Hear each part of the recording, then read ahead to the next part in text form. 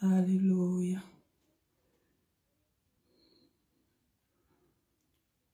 Alléluia. Béni sois-tu, Seigneur. Béni sois-tu, mon roi. Béni sois-tu, mon Père. Alléluia. Reçois l'honneur, reçois la gloire. Toi qui vis à jamais.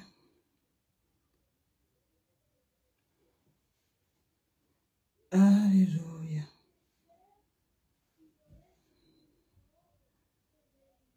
Béni sois-tu, Seigneur.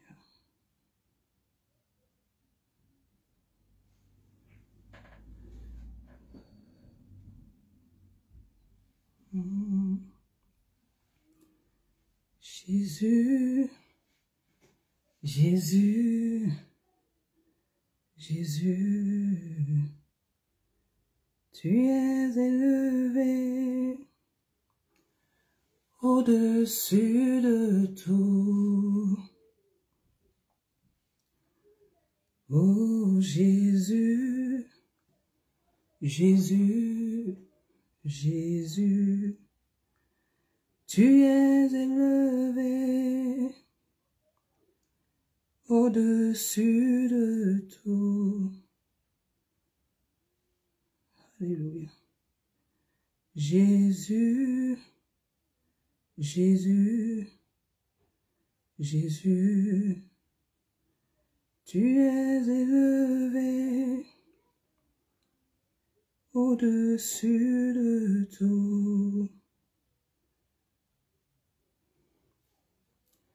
Jésus, Jésus, Jésus, tu es élevé au-dessus de tout. Alléluia. Jésus, Jésus, Jésus, tu es élevé au-dessus de tout. Reçois l'honneur, reçois la gloire, toi qui vis à jamais. Alléluia. Jésus, Jésus, Jésus, tu es élevé au-dessus de tout. Alléluia. Je proclame mon Jésus, Jésus, oh Jésus, Jésus, tu es élevé au-dessus de tout. Alléluia. À jamais tu seras. Alléluia. Oh, l'agneau sur le trône. Alléluia. Oh, je fléchis mes genoux. Oh, pour t'adorer toi seul. À jamais tu seras, à jamais tu seras l'agneau sur le trône, l'agneau sur le trône. Je fléchis mes genoux, alléluia. Je fléchis mes genoux pour t'adorer toi seul. Alléluia. Béni sois-tu, Seigneur.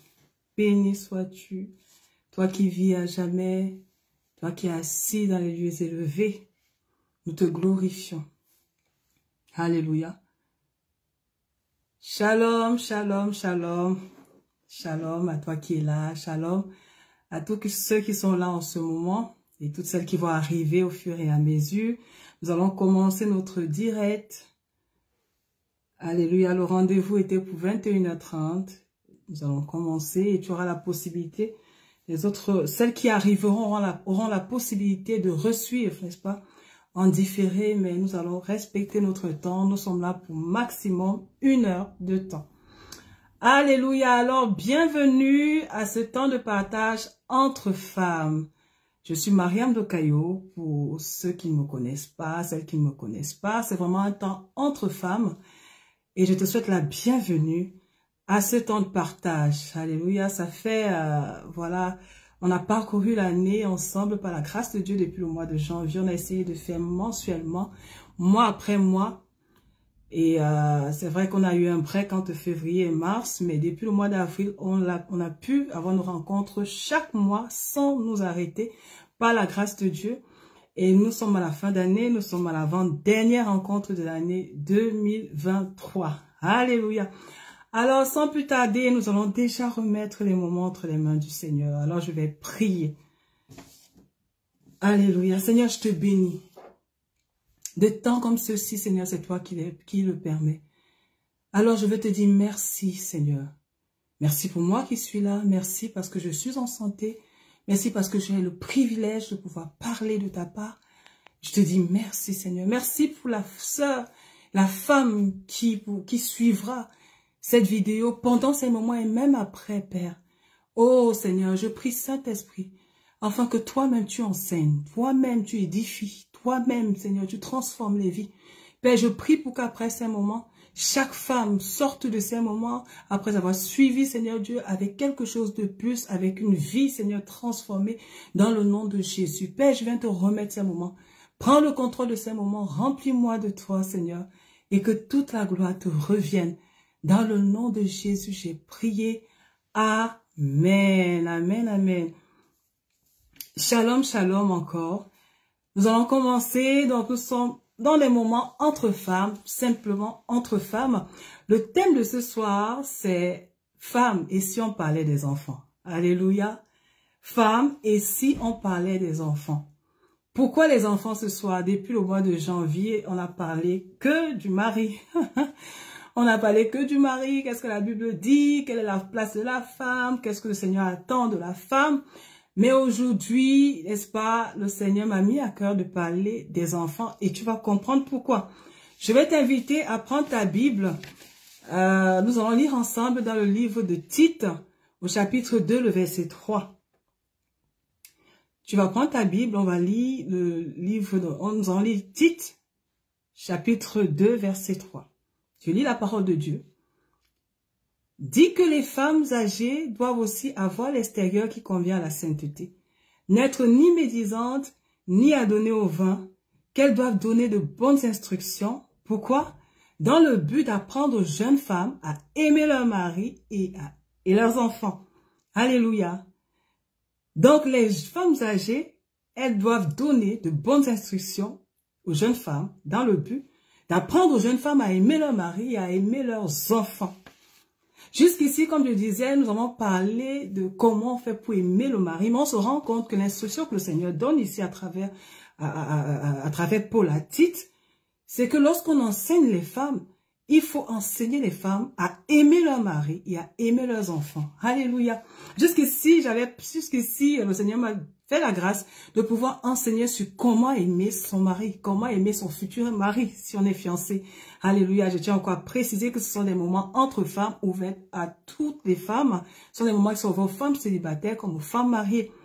Donc jusqu'ici, j'avais fait la première partie, n'est-ce pas? Apprendre aux femmes à aimer leur mari.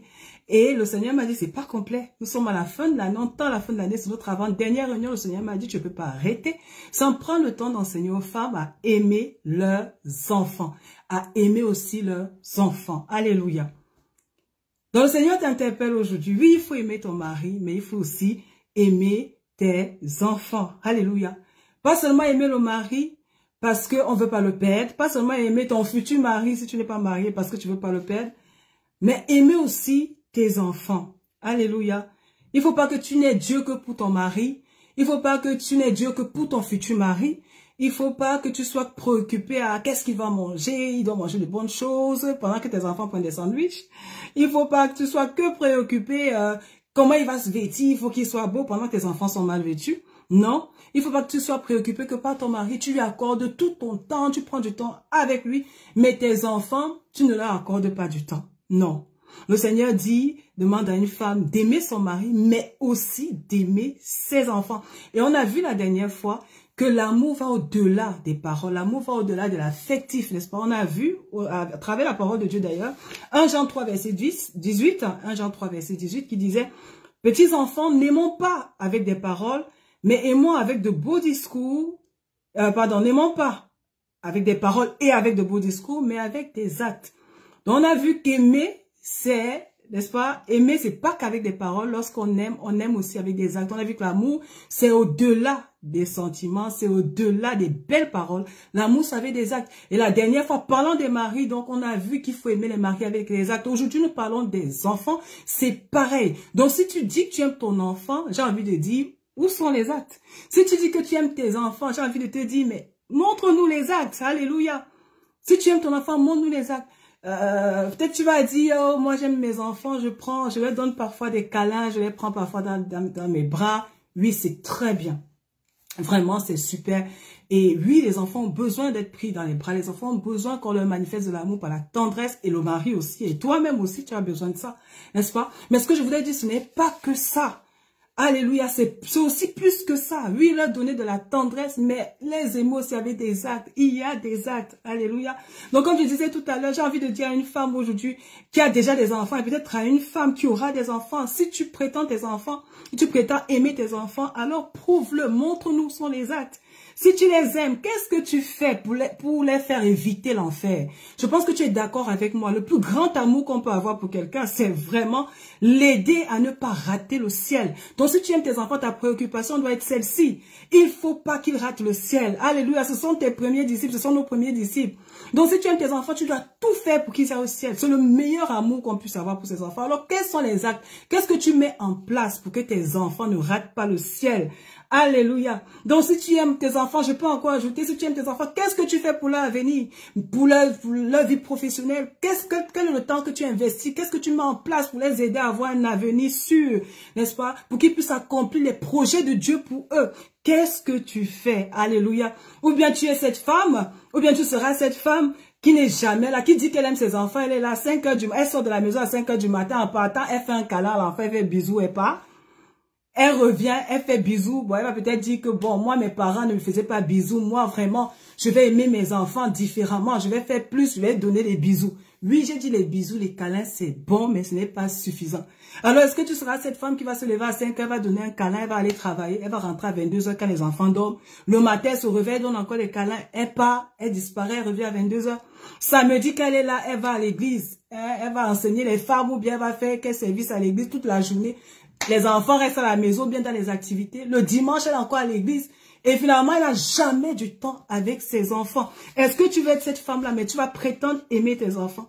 Tu seras quel type de femme? J'ai envie de te demander aujourd'hui, quel type de femme voudrais-tu être? Alléluia. Et parlant du type de femme, tu sais, dans la Bible nous parle des rois d'Israël. Alléluia. Pour certains rois d'Israël, la Bible précise la maman. Je ne sais pas si tu as remarqué ça. Il y a certains rois d'Israël, quand on présente le roi, on dit sa maman était, n'est-ce pas? La maman de ce roi était telle. Donc, on constate quelque chose, c'est que moi, après avoir fait l'étude, et tu peux faire l'étude, tu verras quelque chose, c'est que à chaque roi, en fait, moi, à la fin, quand j'ai fait cette étude, j'ai juste eu envie de dire que tel est le roi, telle est sa maman. Alléluia. Donc, en quelque sorte, tel est l'enfant, telle est sa mère. Telle est la mère, tel est l'enfant. Quand tu lis ça, parce que quand tu regardes, quand tu fais cette étude, tu constates que les rois qui étaient bons, c'est-à-dire les rois qui étaient agréables aux yeux du Seigneur, quand on te disait sa mère était, quand tu vas voir qui était la mère, tu constates aussi que sa mère aussi était agréable au Seigneur. Alléluia. Donc pour d'autres rois, quand on te dit qu'ils étaient vraiment pas agréables au Seigneur, ils faisaient le mal, ils étaient dans le péché, dans tout ce qui était mauvais. Quand on te parle de sa mère, quand tu vas en arrière, tu vois aussi sa mère, tu constates qu'en fait sa mère, elle était comme ça. Donc la Bible fait cette précision. Et tu peux finalement te rendre compte que mais pourquoi l'enfant et sa mère, pourquoi la Bible précise que sa mère était, et quand tu regardes qui était la mère, tu constates que il a reproduit ce qui était sa mère. Je vais te prendre quelques exemples. On a le roi Asa, par exemple. Le roi Asa, tu vas trouver cela dans 1 roi 15, verset 11. La Bible nous dit que le roi Asa, sa mère était la petite fille de David. Le roi Asa. La Bible nous dit du roi Asa qu'il a fait ce qui était bien aux yeux de Dieu. C'était un bon roi. Il a suivi, n'est-ce pas, les traces du bon roi David. Alléluia. Il suivait les pas de David. Il a fait ce qui était agréable aux yeux du Seigneur. Mais la Bible va te préciser que, on te dit après, dans 1 roi 15, 11, on te précise quand même quelque chose. Que oui, il a été agréable au Seigneur, mais peut-être tu ne sais pas. Sa mère était la petite fille de David. Et tu sais qui était David? L'homme selon le cœur de Dieu. Donc la petite fille de David n'a pu mettre au monde, mettre au monde qu'un roi tel que Asa, un roi agréable à Dieu. Pourquoi? Parce qu'elle était la petite fille de David. Qui dit petite fille de David? C'est l'homme selon le cœur de Dieu. Donc forcément, elle a enseigné à son enfant, n'est-ce pas, les valeurs de David, les voies de David. Et quand il est devenu roi, il a appliqué. Un autre type de roi dont la Bible parle, on a Ézéchias dans 1 Chronique 29, verset 1. Ézéchias aussi a fait de bonnes choses pour le Seigneur. Ézéchias aussi a été agréable au Seigneur. Si tu pourras les lire dans 1 Chronique 29, verset 1, on parle d'Ézéchias. Mais on nous précise qu'il a fait de bonnes choses pour le Seigneur. Oui, sachez que sa mère était fille du sacrificateur Zacharie. Alléluia. Donc, sa mère était la fille du sacrificateur Zacharie. Son fils a été agréable au Seigneur. Pourquoi? Parce qu'il a une maman qui lui a enseigné les valeurs des sacrificateurs, les valeurs, la crainte de Dieu et tout ce que cela comporte. Donc, sa maman était fille de sacrificateur et Ézéchias était tel que sa maman était. Donc, j'ai encore envie de dire, tel est l'homme, telle est sa mère. Alléluia. Je vais prendre maintenant un autre exemple. Là, je donne 2 rois qui étaient positifs, qui étaient agréables au Seigneur. Là, je vais prendre un autre roi. Akazia. Akazia, par contre, c'était un roi qui n'était pas du tout agréable au Seigneur. Il a fait le mal, n'est-ce pas? Il n'était pas bien, pas agréable au Seigneur. Il faisait le mal. Il marchait selon les rois d'Israël qui n'obéissaient pas au Seigneur. Donc, on nous dit ceci d'Akazia, dans 2 rois, chapitre 8, verset 21. On nous dit que sa mère était la petite fille d'Akab. La mère d'Akazia était la petite fille d'Akab. Et ça, je vais juste te rappeler que Akab, c'était qui? Le mari de Jézabel. Donc, on dit que la mère de ce roi qui faisait du mal, sa mère était la petite fille d'Akab. Dans d'autres termes, sa mère était la petite fille de Jézabel. Est-ce que vous vous rendez compte? Donc, Jézabel était son ancêtre, ce roi-là. Mais la Bible nous dit qu'il a fait du mal. Il n'était pas agréable aux yeux du Seigneur. Et on nous refait que regardez sa mère, vous allez comprendre pourquoi. Et quand moi j'ai lu ça, ça m'a fait comprendre plein de choses. J'ai compris que, waouh, maman, hey, quand le Seigneur dit que femme, dans Proverbe 14, 1, que c'est la femme sage qui bâtit sa maison. Bâtir la maison, c'est bâtir la famille. Dans la famille, il y a le mari, il y a le couple, et puis il y a les enfants. C'est la femme sage. Dieu nous a donné cette responsabilité. On a reçu ça de Dieu. C'est spirituel. Qu'une femme me comprenne aujourd'hui. C'est quelque chose qui nous vient de Dieu. Dieu nous a donné ça. Est-ce que vous voyez comment une mère, ses mamans ont influencé la vie de leur enfant? Est-ce que vous vous rendez compte que la vie de la maman a influencé la qualité de vie de chaque roi? La vie de chacune des mères a influencé la qualité de vie de chaque roi. Pour la mère qui était plongée dans la parole de Dieu parce que son père était sacrificateur, l'enfant a suivi les voies de Dieu. Mais pour la maman, donc, dont l'ancêtre était Jézabel qui adorait les faux dieux, l'enfant a suivi les voies de sa maman. Maman, je voudrais vraiment interpeller une femme, que tu sois mariée ou que tu sois célibataire. Il faut que tu saches que tu as une position d'influence dans la vie de ton enfant et c'est important. Et je voudrais profiter ici pour dire à une femme qui prenait les choses à la légère, je voudrais profiter ici pour dire à une femme qui se prenait pas au sérieux, qui jouait avec le péché, qui tolérait certaines choses, devant tes enfants savent que tu es chrétienne, tu sais peut-être à l'église, mais à la maison, tu te permets des choses, vraiment c'est quand même, vous vous rendez compte, il y a certaines mamans qui amènent les enfants à l'école, à l'église, vous êtes assis tous les deux, vous suivez les enseignements, la parole de Dieu, l'enfant suit la parole de Dieu, c'est toi qui l'as amené, il ne voulait pas venir, tu l'amènes. Et vous suivez la parole de Dieu. Arrivé à la maison, toi, tu pratiques le contraire de la parole de Dieu. Tu pratiques le contraire. Tu influences l'enfant. Tu l'influences. Donc, je veux dire à une maman, peut-être tu ne savais pas. Dieu nous a donné cela, une capacité d'influencer la vie de nos enfants.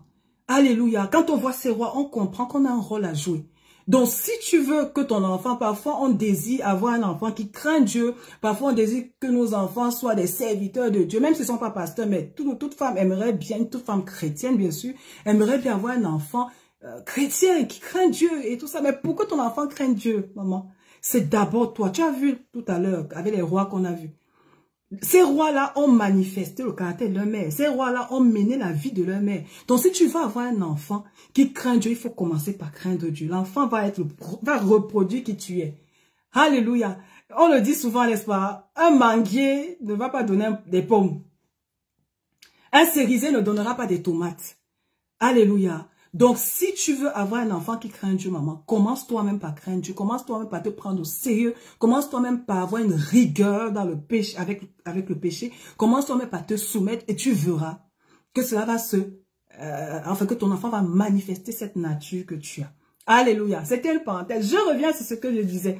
Donc, je disais, avec 1 Jean 3, verset 18, qui dit, petits enfants, n'aimons pas avec des paroles et avec de beaux discours, mais avec des actes. Alléluia. Donc, je vais dire quelque chose à une maman aujourd'hui. Je vais dire à une mère. Alléluia.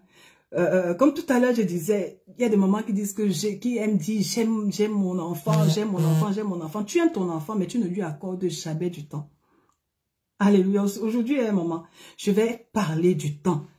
Quand je dis maman, là, ça te concerne toi qui n'es pas marié ou bien toi qui n'as pas encore d'enfant.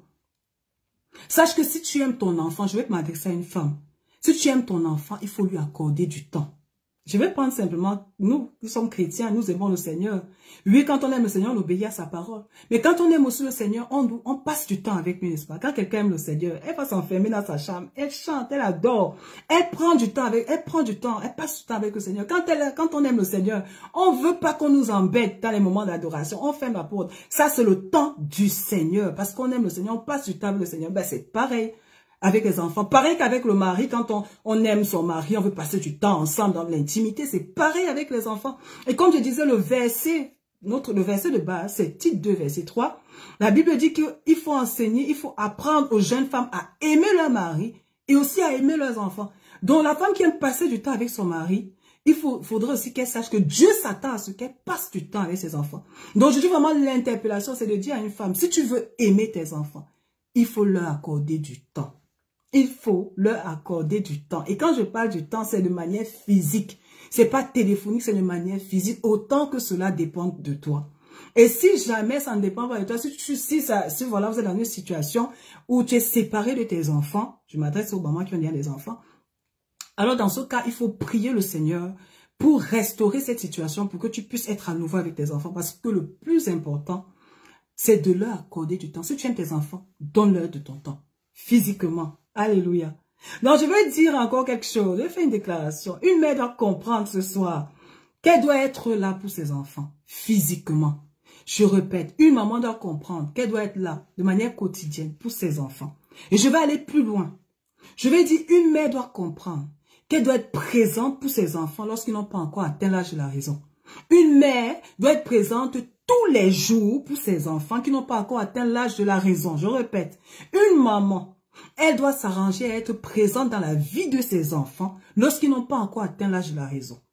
C'est quoi l'âge de la raison? Peut-être que tu vas me dire, mais de quoi je parle? C'est quoi l'âge de la raison? Quand on lit, quand tu fais des recherches, n'est-ce pas, on dit que l'âge de la raison, c'est 7 ans. L'enfant à l'âge de la raison, à partir de 7 ans, c'est ce que les scientifiques s'accordent à dire. L'enfant à l'âge de la raison à partir de 7 ans. Donc, si l'enfant, quand on dit l'enfant à l'âge de la raison, ça veut dire que l'enfant commence à raisonner, ça veut dire que l'enfant devient conscient de certaines choses. Ça veut dire que la conscience de l'enfant s'active, selon les scientifiques. Hein. Moi, je prends que des faits, hein. J'ai fouillé un peu, j'ai lu. D'accord? Donc, on dit que l'enfant, à l'âge de la raison, l'enfant, c'est à 7 ans. Ça veut dire que c'est à 7 ans que sa conscience s'active. Alléluia. Donc, avant l'âge de la raison, la conscience de l'enfant n'est pas active, elle est comme endormie. D'accord? Elle est comme endormie. Et avant l'âge de la raison, ce qui est activé chez l'enfant, c'est son inconscient. C'est l'inconscience de l'enfant qui est activé. Je voudrais que tu me suives très bien. C'est très important ce que je vais expliquer aujourd'hui. Je vais insister sur les enfants qui n'ont pas encore atteint l'âge de la raison, c'est-à-dire les enfants qui n'ont pas encore 7 ans, c'est-à-dire les moins de 7 ans. Et ici, je vais parler des enfants depuis le ventre maternel jusqu'à l'âge de 7 ans. Ce sont les enfants dont la conscience n'est pas encore activée. Donc, c'est leur inconscient qui est actif. Je vais te partager ce que j'ai découvert en préparant ces moments. Alléluia. J'ai trouvé, c'est sur le site Vitamorphose. Je ne vais pas faire du plagiat. Hein. J'ai trouvé ça sur le site Vitamorphose. Je vais te lire ce qu'ils disent de l'inconscient. Alléluia. Ils présentent l'inconscient ici comme, ils disent déjà que l'inconscient par rapport à la conscience. Tu sais, la conscience, c'est quand tu fais les choses, tu décides de les faire. C'est-à-dire quand l'enfant commence à comprendre les choses, il décide, non, je fais, non, je fais pas. D'accord, de manière consciente, ça c'est la conscience. Mais avant 7 ans, l'enfant n'est pas encore, n'a pas encore la raison, la conscience n'est pas activée. Mais avant 7 ans, c'est son inconscient qui est actif. Maintenant, c'est quoi l'inconscient? Je vais te lire un peu. Moi, ça m'a béni ce que j'ai trouvé en ligne. Dans le site que je disais, il s'appelle Vitamorphose. Il dit ceci, l'inconscient est très puissant. Et il prendra toujours le dessus sur le conscient. Chez l'homme, hein, ici il ne parle pas de l'enfant. Ils disent que l'inconscient est très puissant. Et il prendra toujours le dessus sur le conscient. Bon, moi je vais rectifier ça, d'accord? Parce qu'eux ils disent qu'il prendra toujours le dessus. Nous sommes en Christ, ça ne peut pas prendre toujours. La parole de Dieu va briser le toujours là, amen. Mais c'est bon de savoir. En fait, ce qu'il ressort ici, c'est que l'inconscient est puissant dans la vie d'un homme. Et que l'inconscient prend le dessus sur la conscience. Je continue ce qu'ils disent. Ils disent que l'inconscient n'a pas d'état d'âme. Voici ce qu'ils disent. Je crois que j'ai publié ça tout à l'heure sur ma page. Ils disent que l'inconscient, c'est un robot qui suit la route pour laquelle il a été programmé, tel un GPS. Je répète. L'inconscient, c'est un robot qui suit la route pour laquelle il a été programmé, tel un GPS. Alléluia. Donc, quand on dit que l'enfant, jusqu'à l'âge de 7 ans, n'a pas encore atteint l'âge de la raison, l'enfant est dans l'inconscient. L'inconscient, on dit que l'inconscient, c'est une forme de disque dur qui enregistre toutes les informations. Pendant que l'enfant, ça c'est pour sa personnalité, ça dit que ça enregistre toutes les informations. Pendant que l'enfant n'a pas encore 7 ans, l'enfant boit les informations, si tu veux, il consomme les informations. Il consomme les informations. Et ces informations-là vont être stockées dans cette sorte de disque dur qu'on appelle l'inconscient. Et quand il va devenir conscient, et bien quand il va devenir homme, n'est-ce pas? Quand il va prendre conscience de certaines choses, il va prendre conscience du bien ou du mal. Quand il va vouloir faire du bien, c'est son inconscient qui va le rattraper. Alléluia. L'inconscient il a développé avant son âge, avant les 7 ans. Alléluia. Donc ça veut dire quoi? Peut-être pour que tu comprennes bien.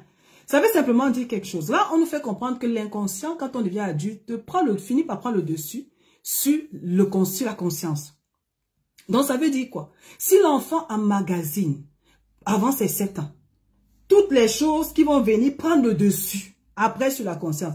Ça veut dire qu'avant 7 ans, si l'enfant a été pollué par tout ce qui est impudique, pollué par tout ce qui est méchanceté, pollué par une mauvaise éducation, ça veut dire que son inconscient a fait quoi? A enregistré la mauvaise éducation, la méchanceté, le mensonge, tout ce qui est impur.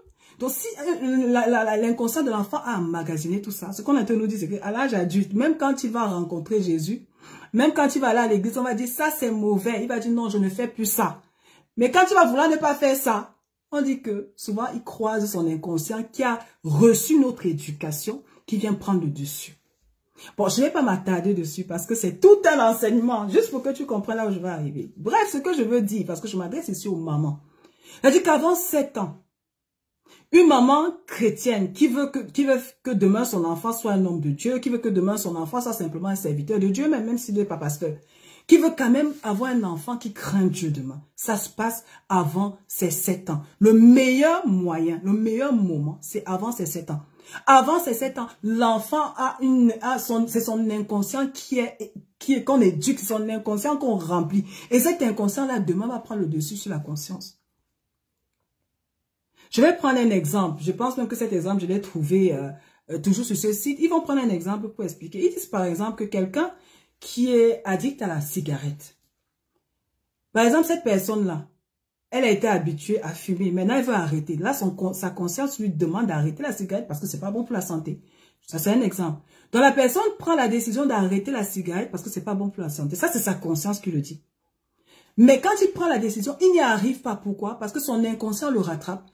Peut-être son inconscient est en train de lui dire, oui, c'est ça, tu as pris la décision, mais tu sais que tu es un incapable. Et directement, qu'est-ce qu'il fait? Il lâche, il dit, je n'arriverai jamais parce que je suis un incapable. Pourquoi il le dit? Parce que dans son inconscient, dans son passé, dans son enfance, on lui a tellement dit qu'il était incapable, qu'il ne pouvait rien faire dans sa vie, il ne pouvait pas réussir à faire quelque chose de sa vie.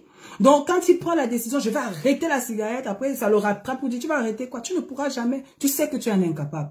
Pourquoi? Parce qu'il était nourri petit. Peut-être qu'il a traversé des situations quand il était petit où on lui rappelait, tu es un incapable, tu es feignant, tu n'es pas comme ton frère. Regarde ton petit frère, il est plus intelligent que toi. Peut-être qu'il a vécu tout ça. Ce qui fait que il sait qu'il est incapable. Donc face à une petite décision de dire j'arrête la cigarette, il se trouve incapable et il ne peut pas faire. C'est ce que l'inconscience fait, c'est un exemple. Et en plus, quand on est chrétien, on a tellement d'exemples. Peut-être quelqu'un qui va arrêter avec la pornographie, il va arrêter avec... Il sait, ça c'est la conscience qui dit, je dois arrêter la pornographie parce que c'est un péché. Mais son inconscient, son passé le rattrape. Mais tu vas arrêter alors que peut-être tu es incapable, alors que ceci, alors que cela. Est-ce que vous voyez un peu? Donc c'est l'inconscient. L'inconscient, si tu veux que ton enfant soit un serviteur de Dieu demain, il est important que tu investisses du temps pendant qu'il a moins de 7 ans. Oh non, mais je t'assure. Alléluia. En fait, c'est un homme de Dieu qui m'a partagé ça ce matin et je suis pas allée fouiller. Je dis, bon, super, tu me partages ça. Je vais pas aller creuser.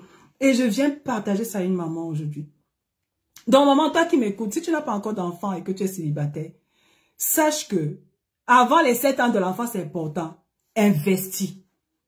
Alléluia. Prends du temps pour investir, parce que c'est là où tu bâtis son inconscient. Et l'inconscient, on a vu que l'inconscient prend le dessus sur la conscience après.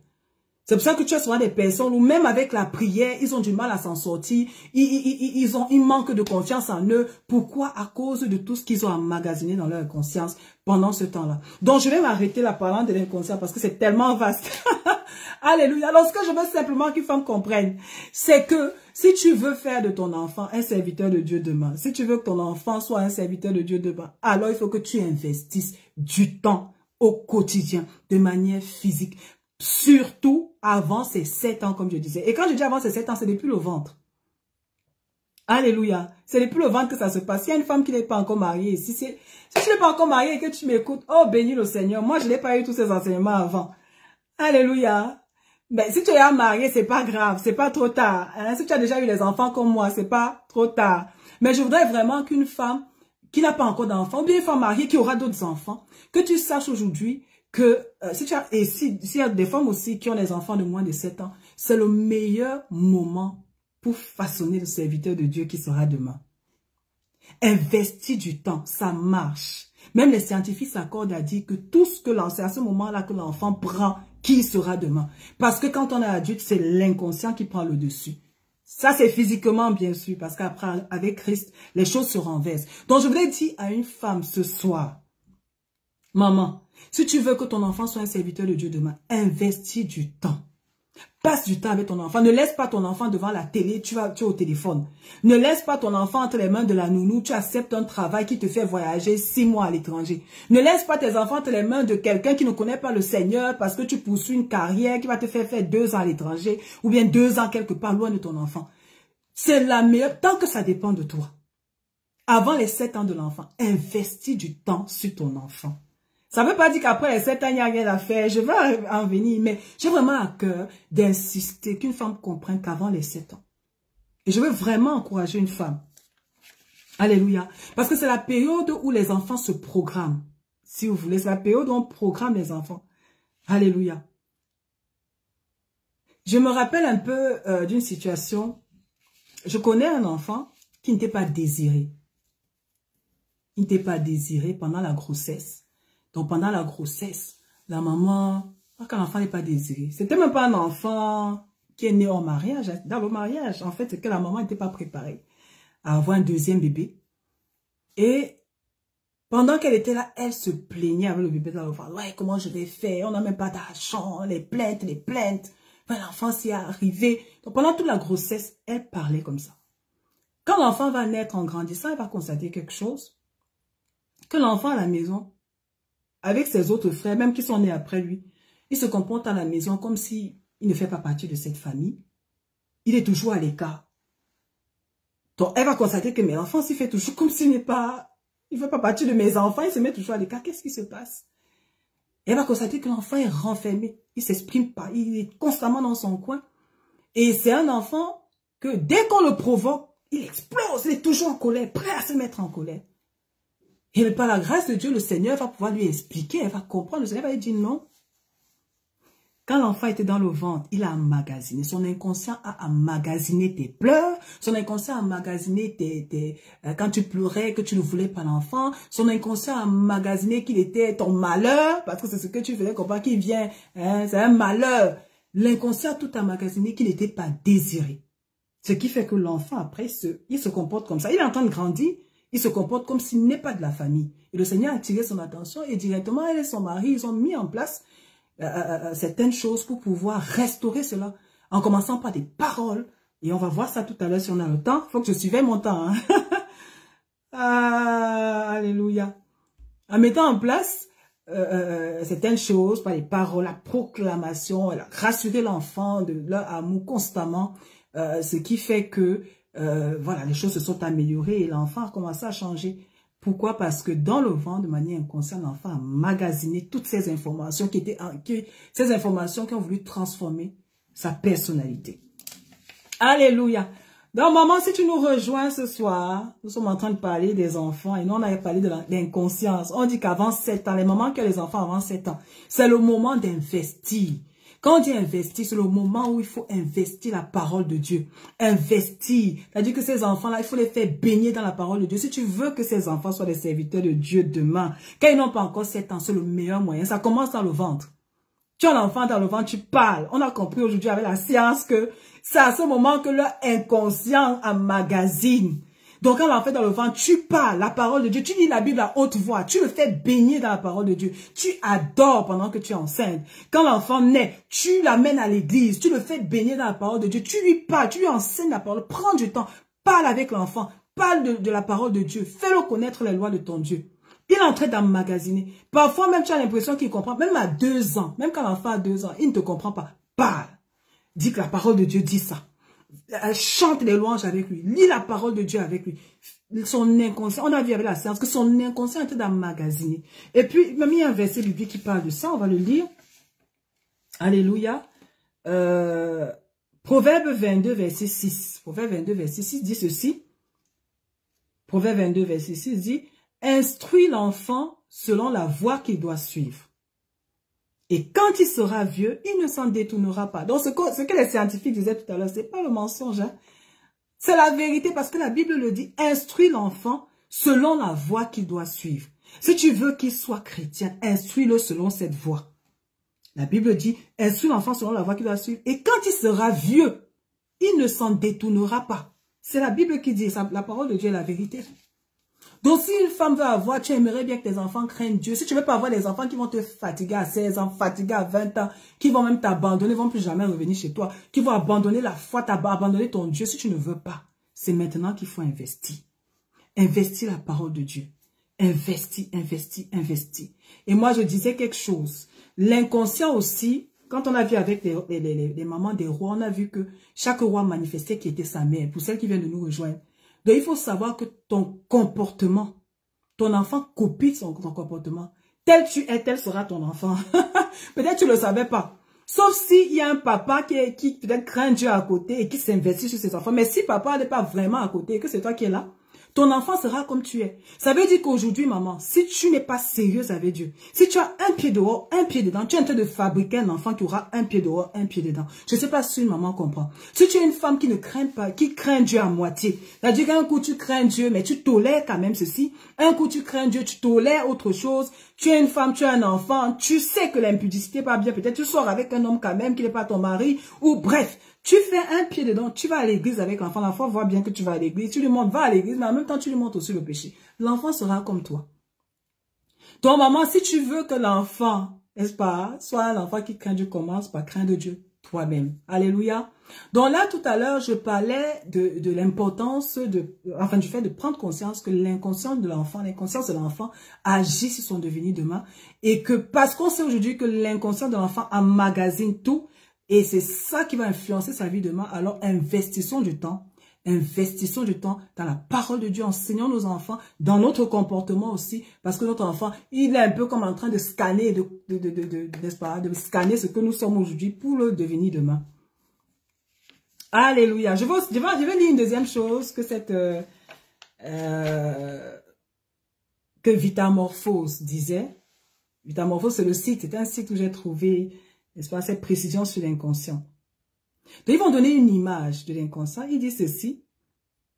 Il faut imaginer que la conscience, c'est un bateau. C'est-à-dire que le côté conscient, là, qui te permet de réfléchir, il faut imaginer que le conscient est un bateau sur lequel vous êtes à la barre. C'est vous qui corrigez le cap selon la direction que vous voulez prendre. D'accord? Donc, parlant de... Ils sont en train de différencier l'inconscient et la conscience chez l'homme. Ils disent que la conscience, c'est comme un bateau où tu es en train de diriger. Et maintenant, l'inconscient, c'est quoi? Ça, c'est chez l'homme. Mais ils disent que l'inconscient, le bateau, c'est la conscience, mais l'inconscient, c'est la mer sur laquelle vous navigue le bateau. Donc, ta conscience navigue sur ton inconscient. Donc, l'inconscient, c'est la mer sur laquelle navigue votre bateau. C'est la mer qui donne le sens du courant. Donc, malgré tous vos efforts pour corriger le cap, si le courant est trop fort, l'inconscient vous amènera doucement, mais sûrement là où son programme lui dit d'aller. Donc, tu peux être là conscient, tu dis que non, je vais faire ceci, c'est ton inconscient qui va t'amener là où il veut. Donc, parfois, il y a des gens, peut-être ça peut aussi expliquer, je pense qu'ils essaient d'expliquer un peu à leur manière ce que Paul dit, le bien que je veux faire, je ne fais pas, c'est le mal que je ne veux pas faire que je fais. Ça, c'est ce que Paul dit. Bon, ça, les scientifiques là qui parlent à leur façon. Mais j'aime bien l'image qu'ils prennent. Ils disent qu'en fait, la conscience, c'est un bateau. Tu essaies d'amener ça à gauche, mais ton inconscient, c'est la mer qui peut choisir de l'amener à droite. Donc, il est important de veiller à bâtir l'inconscient de l'enfant. Alléluia. Alléluia. Donc, maintenant, je voudrais simplement dire, aujourd'hui, je parle, mon enseignement a deux objectifs. Le premier objectif s'adresse à une femme qui n'a pas encore d'enfant. Alléluia. C'est d'interpeller une femme qui n'a pas encore d'enfant à investir du temps sur ses enfants.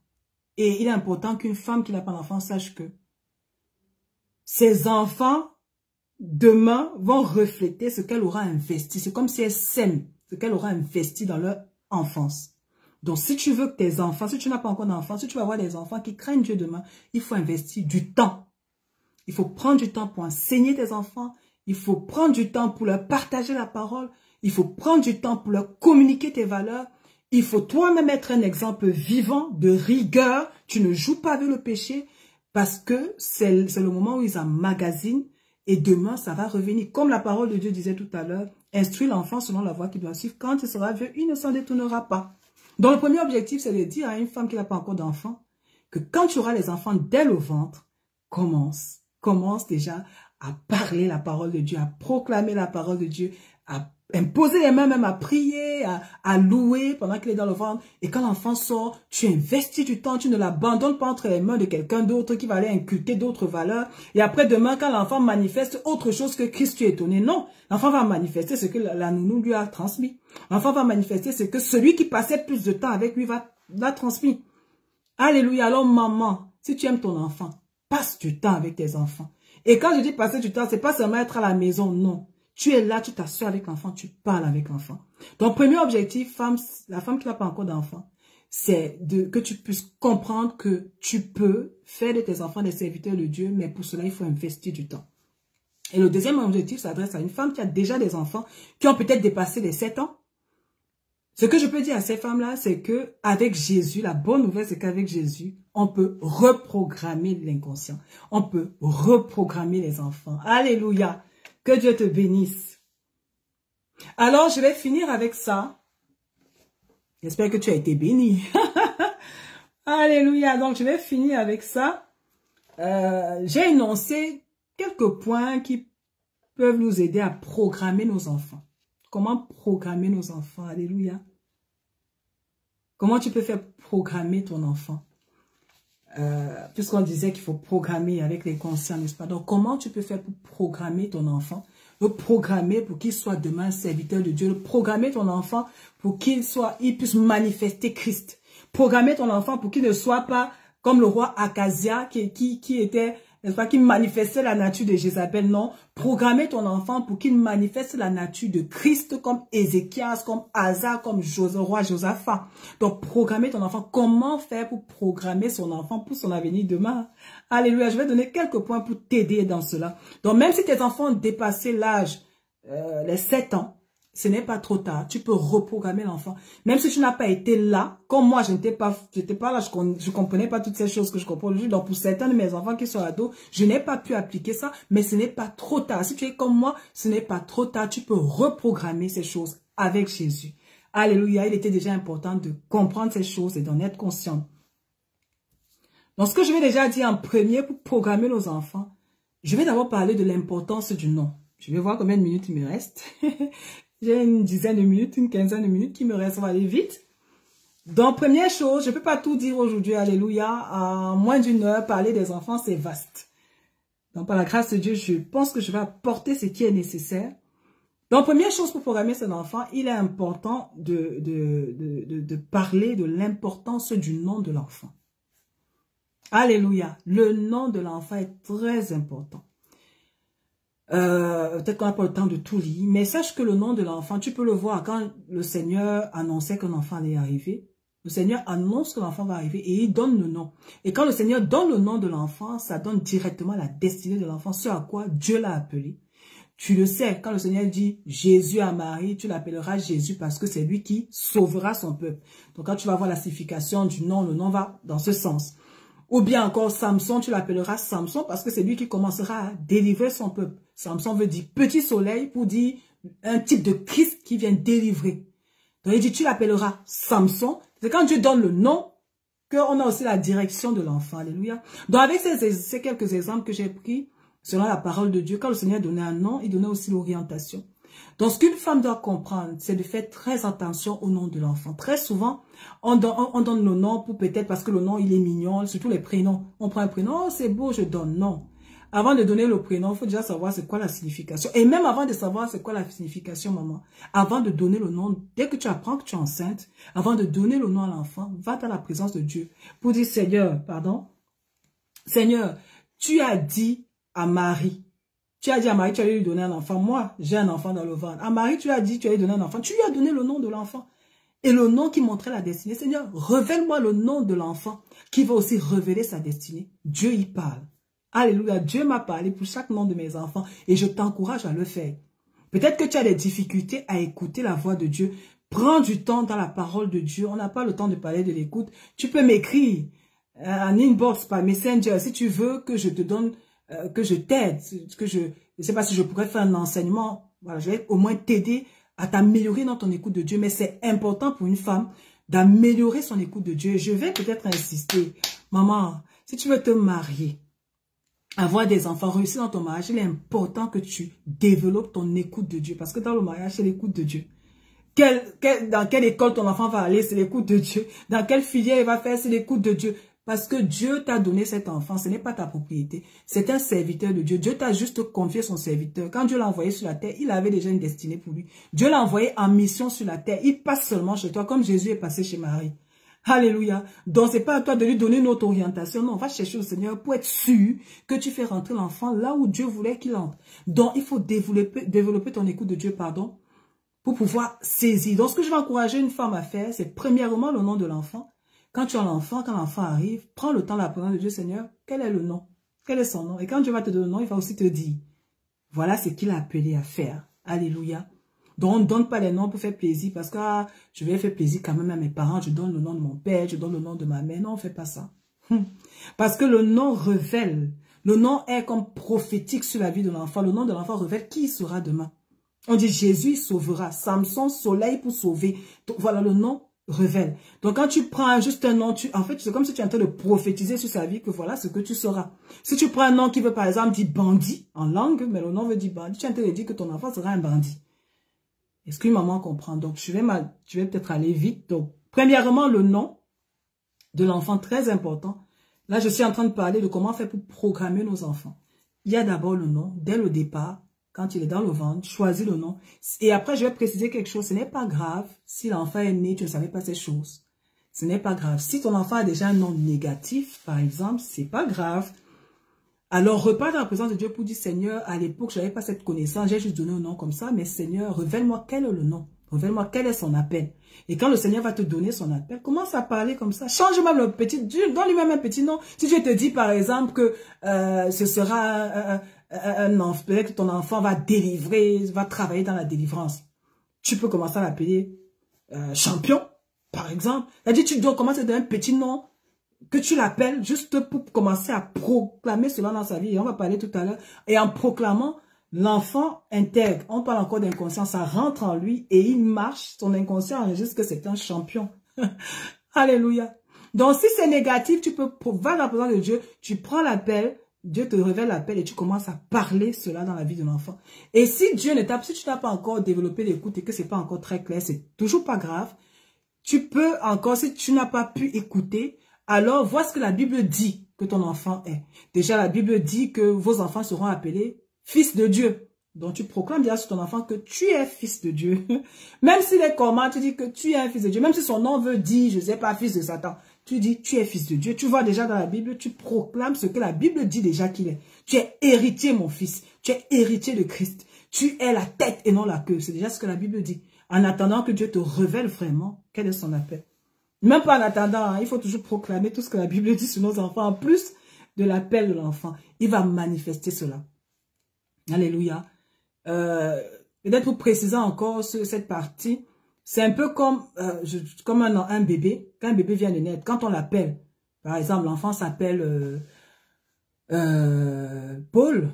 Quand l'enfant vient de naître, on dit Paul. L'enfant ne réagit pas. Paul, il ne réagit pas quand il est bébé. À force de dire Paul, Paul, Paul, vers 4 mois, 6 mois, quand tu dis Paul, il se tourne. N'est-ce pas? Pourquoi? Parce que son subconscient a intégré, a enregistré que tu es Paul. C'est pareil. Donc quand tu proclames que tu es un champion, tu es un fils de Dieu, tu es la tête et non la queue, tu feras ceci, tu feras cela. À force de faire, l'enfant est petit à 3 ans, tu lui dis ça, 5 ans, tu lui dis ça, 4 ans, tu lui dis c'est comme le nom. Après, ça va rentrer. Après, il va s'approprier cela complètement et il va marcher comme un champion. Parce que tu as tellement... C'est comme un enfant, quand tu l'appelles Paul, Paul, Paul, finalement, il marche comme Paul. C'est-à-dire, quand on dit Paul, il se tourne. Pourquoi? Parce que c'est un subconscient intégré. Donc, c'est ça. Tu parles sur ton enfant ce que Dieu dit qu'il est. J'ai duré sur l'importance du nom. Je pensais que j'allais filer. Je continue. Donc, comment programmer nos enfants si on veut qu'ils soient des serviteurs de Dieu demain? Je reviens. Le 2, c'est la proclamation. Je parlais de la proclamation alors que c'est le 2. J'ai touché la proclamation.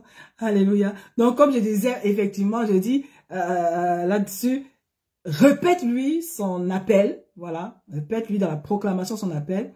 À force de répéter, ça va devenir son identité. Si Dieu te dit que ton enfant, c'est un chantre, bah, dis tu es un chantre. Même si quand tu chantes, c'est comme une casserole.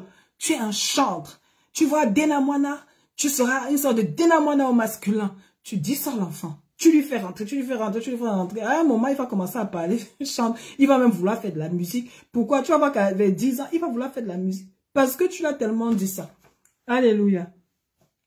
Donc, je continue. Comment faire pour programmer nos enfants avant 7 ans et après 7 ans? Hein? C'est valable pour tous les enfants.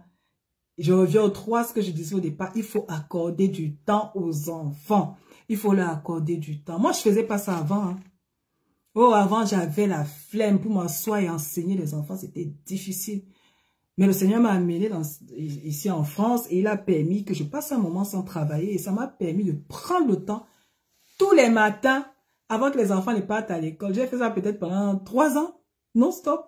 J'étais avec les enfants, je les fais asseoir, je lis la Bible avec eux. Ils lisent, je dis, qu'est-ce que vous avez compris? On partage ensemble, je rectifie, je faisais ça tous les matins. J'accordais, maintenant j'avais du temps. Avant d'arriver ces enfants, j'avais pas le temps. J'étais dans plein de choses entre le travail, l'église, les réunions des femmes et tout ça. J'avais pas le temps de m'asseoir comme ça avec mes enfants. Mais le Seigneur a permis que je puisse m'asseoir avec eux, partager la parole, que je puisse être avec eux. Je veux vraiment dire, maman, si tu as une possibilité même de prendre tes enfants entre midi et 2 pour être avec eux, sois avec eux. Et quand tu es avec eux, profite pour leur inculquer des valeurs. Toujours les valeurs chrétiennes, les valeurs du ciel. Alléluia. Donc, accorde du temps aux enfants. Et je vais vraiment ouvrir une parenthèse. Vraiment, maman, un homme peut s'absenter. Alléluia. Mais c'est à nous que le Seigneur a dit de bâtir la maison. Un homme peut se permettre de s'absenter, mais quand une maman s'absente, quand les enfants grandissent sans maman, c'est très dangereux. La maman chrétienne n'est pas là pour lui donner les valeurs, mais c'est les autres qui vont lui donner ces valeurs. Quand elle va venir, quand l'enfant aura 16 ans, elle va seulement récolter ce que les autres ont semé. Est-ce que maman comprend? Donc pendant que tu es là, sème. Ne sois pas seulement là, sème vraiment pendant que tu es là. Ne laisse pas la télé s'aimer à ta place. Sème. Parle-leur de la parole de Dieu. Alléluia. Ça, c'est le 3, accorder du temps. Après, le 4, je vais dire, toujours pour programmer les enfants, il faut exposer l'enfant à la parole de Dieu. J'ai même parlé de ça tout à l'heure dans mon exemple. Il faut exposer les enfants à la parole de Dieu. Les exposer. Je vais dire à une maman, même si tu ne sais, même si tu viens de donner ta vie à Jésus, que tu ne sais pas enseigner, c'est pas grave. Lis la parole de Dieu juste avec l'enfant. Dis-toi que chaque jour, je vais lire un verset à mon enfant avant qu'il parte à l'école. Ou bien un verset avant de dormir. C'est important. Même si tu ne sais pas expliquer. Ouvre la Bible. Jésus sorti de la barque et puis il est parti. Tac. Tu fermes. Là, tu ne sais pas expliquer parce que tu viens de commencer. C'est pas grave. La parole de Dieu à elle seule, elle est suffisante. Quand la parole de Dieu sort, la Bible dit qu'elle ne sort jamais sans accomplir ce pourquoi elle est sortie. Lis, lis. Lis seulement. Même si tu es fatigué, lis seulement la parole. Pas. La parole va aller semer, planter et ça va sortir des fruits plus tard. Est-ce que maman comprend?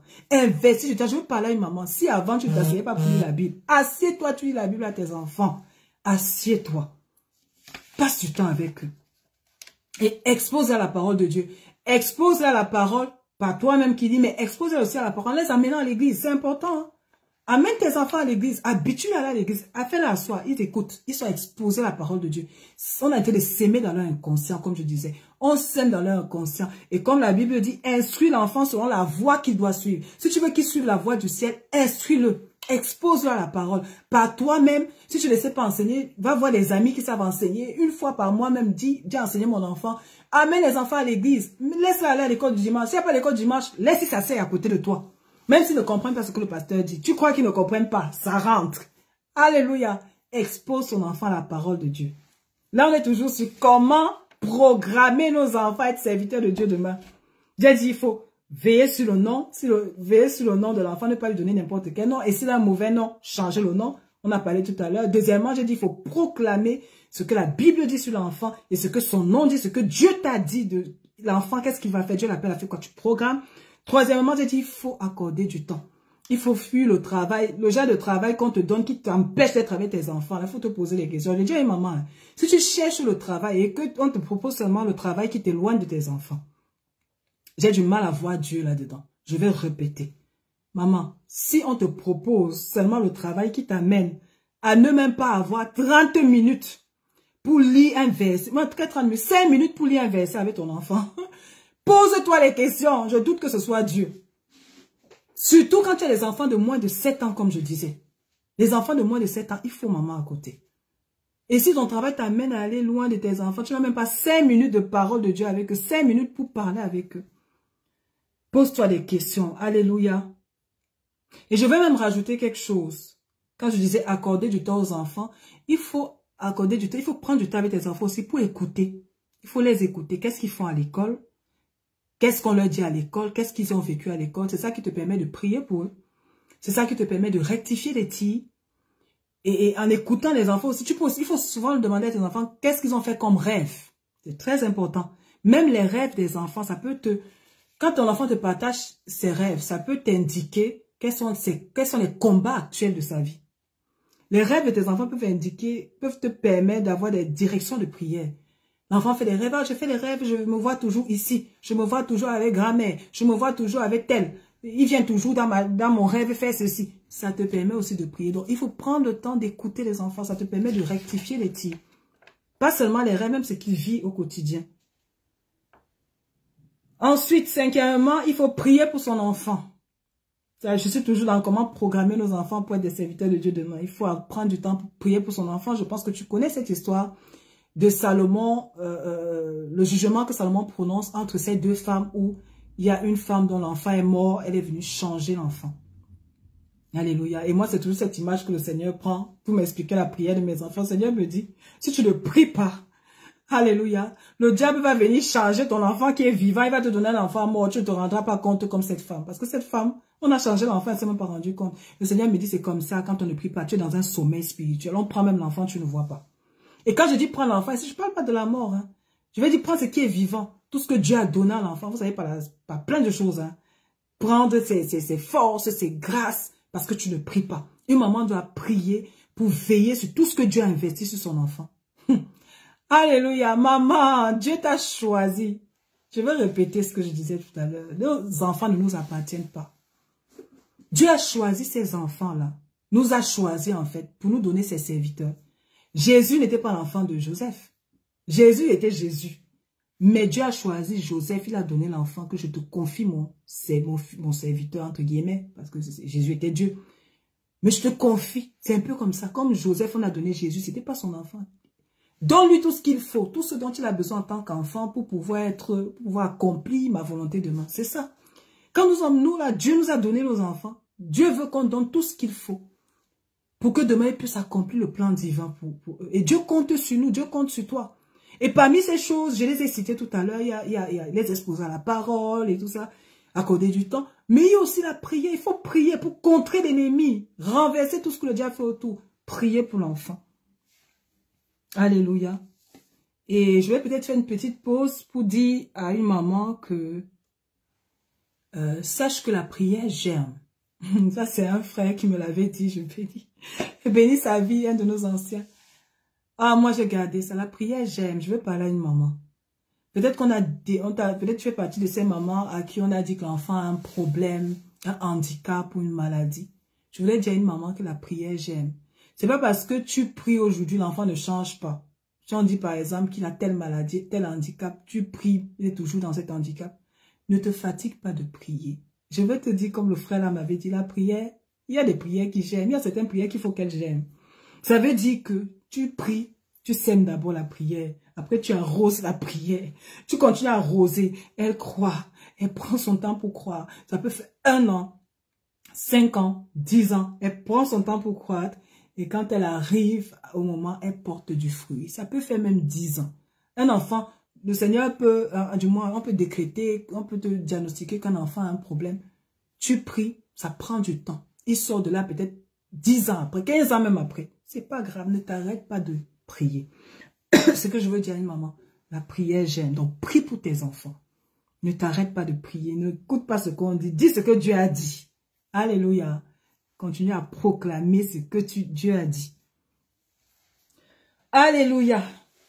Donc, 7e chose, je pense que c'est 7, non? 7e chose, je veux dire à une maman qui veut programmer son enfant à être un véritable serviteur de Dieu demain, c'est apprendre à célébrer ses victoires.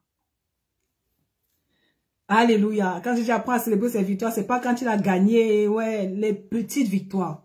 Je reviens sur un cas, par exemple, si on a diagnostiqué une difficulté à l'enfant, peut-être que l'enfant ne parlait pas.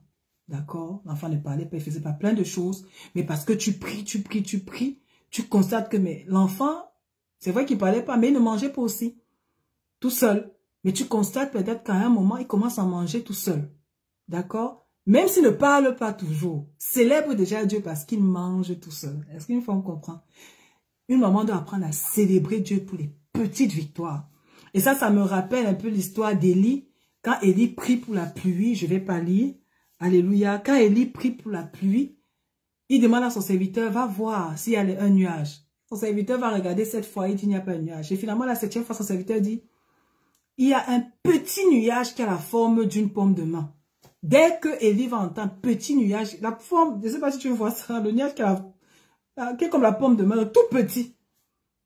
Le ciel n'est pas sombre, hein? Il n'y a qu'un tout petit nuage. Mais la Bible dit qu'Élie, quand il a entendu qu'il y a un tout petit nuage, Élie est descendu.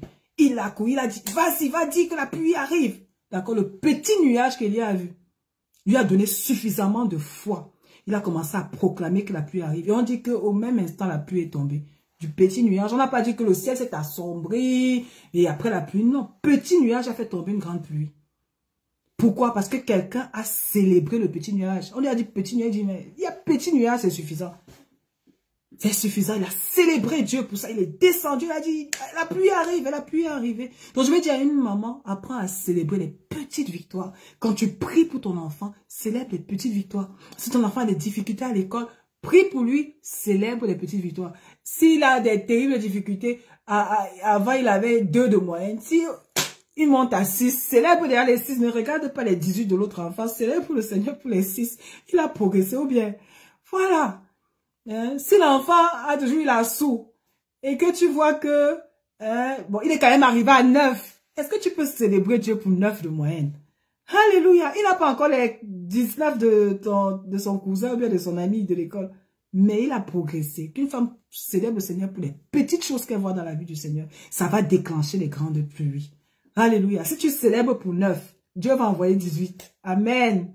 Si tu célèbres parce que l'enfant mange, il ne parle pas, laisse. Dieu va faire parler, il va même chanter. Alléluia. Apprenons à célébrer. Ça, c'est vraiment un petit secret. C'est quelque chose que j'ai découvert dans ma propre vie. Vraiment, maman, apprends à célébrer les victoires. Maman ou future maman, hein, je m'adresse aussi aux célibataires. Et ça, c'est pas seulement pour les enfants. Ça, c'est pour la vie de tous les jours.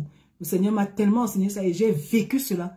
Quand tu sais célébrer les petites victoires, les toutes petites victoires, ça engendre les grosses pluies. Amen. Alléluia. Je vais donner la dernière. Donc, le 8e point.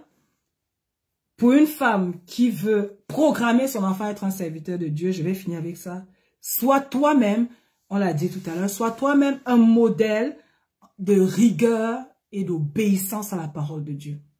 Alléluia. Parce que tu peux faire tout ça. Mais si toi-même, tu ne respectes pas la parole de Dieu, vous savez, moi, je vois souvent certains jeunes qui méprisent. Même pas, ils ne méprisent pas. C'est-à-dire qu'ils ne veulent rien avoir à faire avec la parole de Dieu.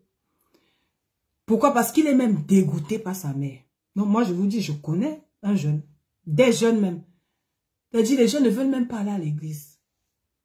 Parce qu'à l'église, sa maman est connue comme une vraie chrétienne. Elles sont connues comme des vraies chrétiennes. On les respecte. Oui, maman, tout ça. Elles servent, elles chantent, elles font ceci. Mais l'enfant ne vient pas à l'église. Pourquoi? Parce qu'il sait ce qu'elle fait à la maison. L'enfant sait que non. Elle fait quoi? D'accord? C'est-à-dire qu'à la maison, la maman montre à l'enfant que Dieu, il ne faut pas craindre Dieu. Elle montre à l'enfant que Dieu c'est rien. Dieu, on peut négliger Dieu. Dieu, on peut faire sans Dieu. Dieu, elle montre cela par son comportement. À la maison, elle manifeste autre chose. L'enfant voit. Ça amène l'enfant, parfois même à mépriser tout ce qui est de Dieu. Ou bien simplement, l'enfant se dit, et l'enfant ne va plus à l'église. Hein. Parfois, la plupart des enfants, et ça, je vais parler à des mamans, si jamais une maman qui a un enfant, parce que souvent, c'est les enfants qui sont plus grands, hein, parce que les petits, on les oblige à aller à l'église. Je n'ai pas le temps pour parler de ça. Oui, il faut obliger vos enfants. Je le dis vite et je quitte dessus. Il faut obliger ton enfant à aller à l'église. Et là, je parlais peut-être pour je parlais ici pour les mamans qui ont les grands enfants qui ont plus de 18 ans, qui sont, voilà, majeurs. Quand les enfants commencent à ne pas aller à l'église, ne veulent même pas sentir l'église, maman, il faut se poser la question, pose-toi les bonnes questions. Ça ne veut pas dire que tu vis forcément dans le péché, mais peut-être qu'il y a des choses que tu laisses passer. Et quand ton enfant te voit, il voit que tu n'observes pas la parole. Du coup, pour lui, ça ne sert à rien d'aller à l'église si on fait comme ça. Donc peut-être que ce serait bon qu'une maman se pose les bonnes questions. Donc je vais m'arrêter ici et j'ouvre à nouveau la parenthèse. Il faut obliger vos enfants à aller à l'église. Tant que tu peux encore, oblige-le. Je vais m'arrêter là. Moi, je suis le produit des obligations de ma mère. Je veux le dire à quelqu'un. Ma mère m'a amené à Christ, m'a amené à l'église à 13 ans. Elle m'obligeait, me sortait par la force. Gloire soit rendue à Dieu que j'avais une mère autoritaire. L'autorité de ma mère me sortait, même pas les oreilles. Ma mère m'obligeait à l'église, aller à l'église. Ma mère était autoritaire. Quand elle te dit tu vas, tu dis non, elle te gifle. Ma mère m'a obligée par son autorité. Elle m'a amené à l'église de force. À 13 ans. Elle m'a amené comme ça, finalement, par ses affaires-là. Même avec ses affaires, elle a commencé à ne plus aller trop à l'église parce qu'elle était occupée. Quand elle part, je reste. Jusqu'à aujourd'hui. Mais ça a commencé par l'obligation. Donc, autant que ça dépend de toi, oblige-la à aller. Alléluia. Bon, ça peut faire rigoler, hein. Ça peut faire rigoler. Ok, bon, en tout cas, moi, je le produit de ça. Comme on dit. Alléluia. Je vais m'arrêter là. J'espère que tu as été béni pour toi qui nous a rejoints. Donc, je vais prier et t'inviter aussi à prier. Nous sommes arrivés à la fin, je vais m'arrêter là. Peut-être que le mois prochain, on va continuer. Sinon, peut-être l'année prochaine. Parce que le mois prochain, on va attaquer la dernière partie. Du moins, on va toucher la dernière rencontre avant 2024. Donc, je vais prier. Nous sommes arrivés à la fin. On va prier pour tout ce qui a été dit. Je vais lever la voix. Tu peux prier pour toi-même. Seigneur, je te bénis, Père éternel, pour ce temps de partage que tu as prévu. Merci pour ces vérités, Seigneur, que moi-même j'ai compris, Seigneur, et qui m'ont béni. Je sais que, Seigneur, tu as béni quelqu'un. Alors, Père, je prie pour que ce ne soit pas juste une parole de plus. Je prie au nom de Jésus que ça transforme réellement la vie d'une mère, la vie d'une femme, au nom de Jésus, afin qu'elle soit vraiment la mère selon ton cœur, pour aider tes serviteurs à devenir les serviteurs selon ton cœur. Père, je prie, Saint-Esprit, j'ai dit ce que j'avais à dire, par ta grâce, ce que tu m'as mis à cœur. Alors, Seigneur, je prie, Saint-Esprit, pour que tu continues le travail après. Utilise mes mots, éclaire ces femmes qui vont suivre encore après moi, ou bien celles qui ont suivi, éclaire-les, et qu'elles prennent la résolution, Seigneur, que ça revienne, elles prennent la résolution d'être ces mamans selon ton cœur. Je te bénis pour tout ce que tu as fait, pour tout ce que tu as dit, pour tout ce que tu as été pendant ces moments. Que toute la gloire te revienne dans le nom de Jésus. J'ai prié. Amen. Amen. Nous sommes arrivés à la fin. Je vais juste rappeler que nous avons une autre rentrée à l'école des femmes déterminées le mois dernier. Non, pas le mois dernier, en début de ce mois. C'était notre rentrée et le mois prochain, nous continuons les cours. Donc, c'est ouvert aux femmes célibataires. Il y a 3 classes. Femmes célibataires, femmes mariées et puis des femmes fiancées qui vont démarrer après. Donc, si tu veux nous rejoindre pour être une femme déterminée à réussir ton mariage, écoute, envoie-moi un message ou bien écris juste sous la vidéo inscription et puis je prendrai contact avec toi pour te faire entrer dans notre groupe. Voilà, nous sommes arrivés à la fin de ces moments. Et je voudrais aussi préciser, je n'en ai pas encore parlé puisqu'on est entre femmes, la sortie de mon deuxième livre qui est sorti depuis le 2 novembre, disponible sur Amazon. Le livre est intitulé « Sois déterminé à réussir ton mariage ». Voilà. Le livre est sorti et ce livre va nous aider. C'est ce livre que nous allons utiliser pendant 7 ans à l'école des femmes déterminées. Alors n'hésite surtout pas, hein. Comme je disais, ce sont les cadeaux à mettre sous le sapin pour ceux qui ont le sapin, une façon de parler. Donc c'est les cadeaux de fin d'année. Sur Amazon, tu trouveras mes livres Mariam Dokayo. Sois déterminé à réussir ton mariage. Il est disponible sur Amazon à, je pense, 12 €. Pareil que comment reconnaître l'homme de sa vie. Voilà, tous ces livres, ces 2 livres, nous allons les étudier pendant l'école des femmes déterminées. Alléluia, ça va arriver à la fin. Alors, je te dis à la prochaine, que Dieu te bénisse. Bye. Shalom.